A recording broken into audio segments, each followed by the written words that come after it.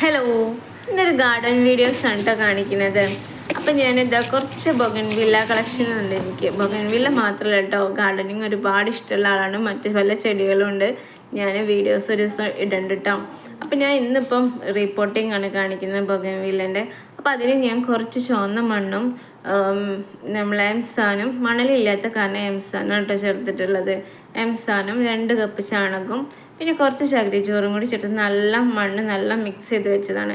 ഇനി നമ്മൾ ചട്ടി എപ്പോഴും എടുക്കുമ്പോൾ ഓട്സുള്ള ചട്ടി എടുക്കാൻ ശ്രദ്ധിക്കുക കേട്ടോ.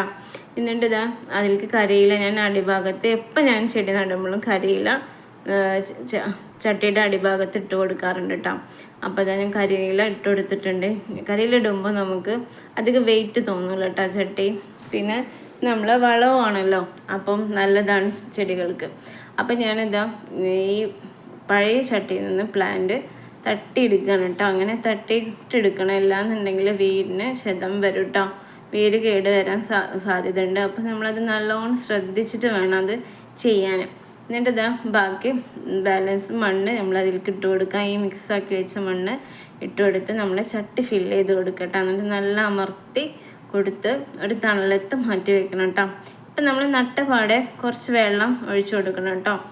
അപ്പം എനിക്ക് ചെടികൾ ഒരുപാട് ഇഷ്ടമുള്ളതാണ്. എവിടെ ചെടി കണ്ടാലും ഞാൻ മേടിച്ചിട്ട് വരും കേട്ടോ. എവിടെ എൻ്റെ അടുത്ത് ഇല്ലാത്തൊരു കളക്ഷൻസ് വേറെ വീട്ടിൽ കാണുകയാണെങ്കിൽ ഞാൻ ഒരു കൊമ്പെങ്കിലും ചോദിച്ചിട്ട് വരും. അങ്ങനത്തെ ഒരാളാണ് കേട്ടോ. അപ്പോൾ അതുപോലെ ഞാൻ ചെയ്ത് വെച്ചതാണ്. ഇതൊക്കെ ഫുള്ള് റിപ്പോർട്ട് ചെയ്ത പ്ലാന്റാണ്. ഞാനിപ്പോൾ ഇതാ അതിലേക്ക് കുറച്ച് വെള്ളം ഒഴിച്ചു കൊടുക്കുന്നുണ്ട് കേട്ടോ.